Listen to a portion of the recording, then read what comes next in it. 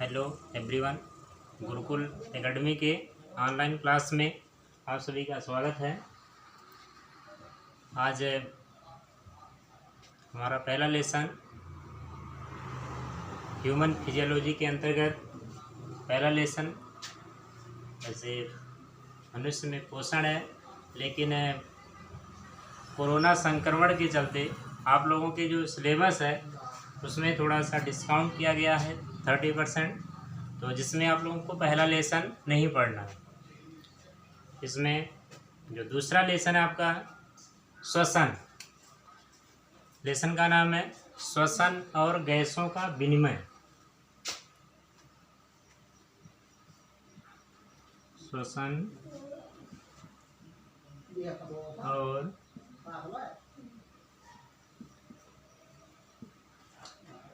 गैसों का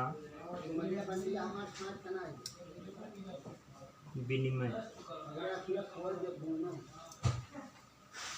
ब्रीदिंग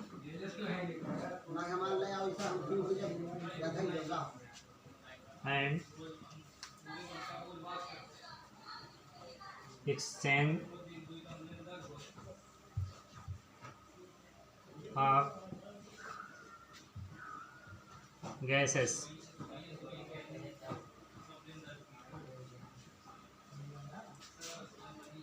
बात करते हैं श्वसन की। श्वसन हमें आवश्यक क्यों है, हम क्यों करते हैं, कुछ पहले इसके बारे में हो जाए। तो श्वसन जो है समस्त जो जीवधारी हैं, जो समस्त सजीव हैं, इनका एक विभेदित लक्षण है जिसके आधार पर सजीवों की पहचान भी की जाती है। यह इनका एक प्रमुख लक्षण है। इसके द्वारा शरीर के जो अन्य जैविक क्रियाएं होती हैं उनको सुचारू रूप से करने के लिए ऊर्जा प्रदान होती है। यदि हम परिभाषा की बात करें तो श्वसन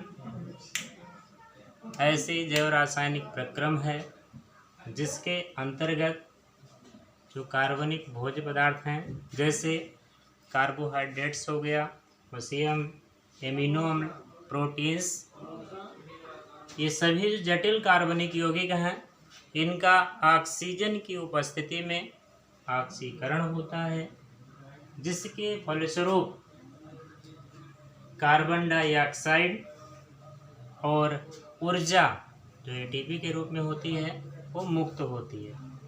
इन्हीं ऊर्जा का उपयोग समस्त जैव क्रियाओं के कार्य में किया जाता है। जैसे यदि हम खेल रहे हों, पढ़ रहे हों, दौड़ रहे हों, साइकिल चला रहे हों या अन्य कोई भी क्रियाकलाप कर रहे हों, तो उन कार्यों को करने के लिए ऊर्जा की आवश्यकता होती है।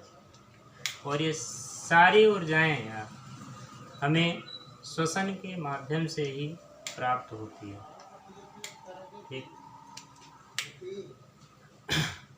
यदि हम बात करें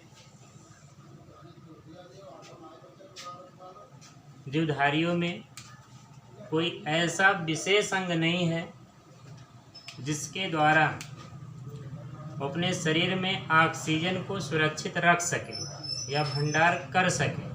तो इसके लिए आवश्यक होता है स्वस्थ ऑक्सीजन को, या जो वातावरण से मिल रही ऑक्सीजन को है, इसको शरीर के प्रत्येक भागों तक पहुंचना।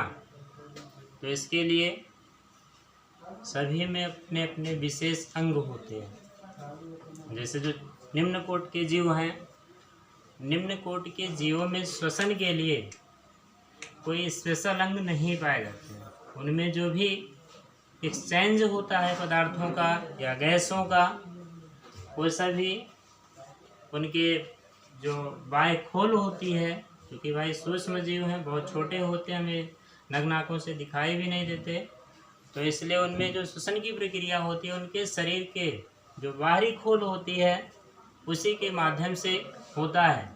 लेकिन जितने भी उच्च कोटि के जीव होते हैं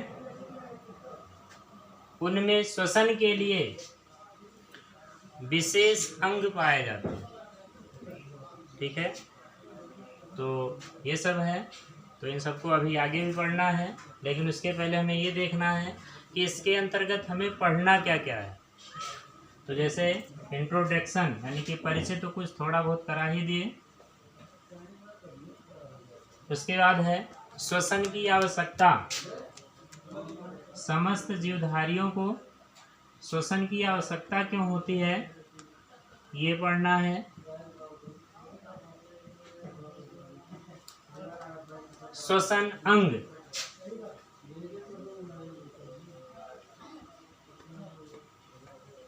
श्वसन अंग के बारे में पढ़ना है। उसके बाद है मनुष्य में श्वसन।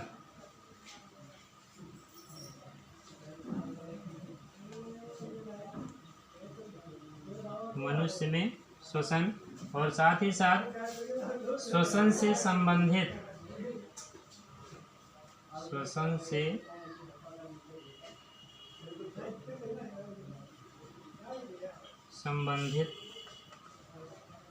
कुछ रोग के बारे में। इस लेसन के अंतर्गत हमें इतनी सारी चीज़ें पढ़नी है। और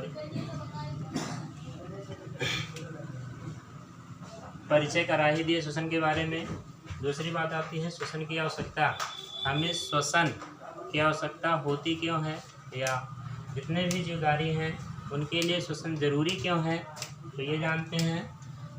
जो श्वसन है, इसके माध्यम से जो ऑक्सीजन है वो शरीर में प्रवेश करती है, और उसके साथ साथ जो कार्बन डाइऑक्साइड गैस है वो भी मुक्त होती है।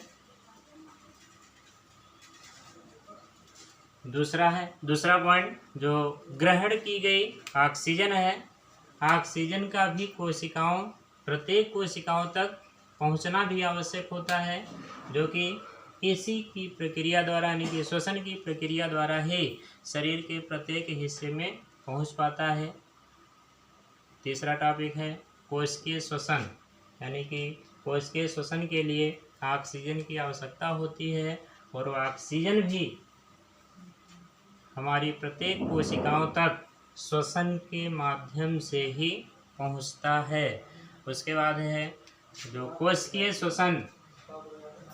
श्वसन के फलस्वरूप जो बनी कार्बन डाइऑक्साइड गैस है वो भी शरीर से बाहर निकलना अति आवश्यक है। तो ये भी श्वसन के माध्यम से ही इसका निष्कासन आसानी से हो जाता है।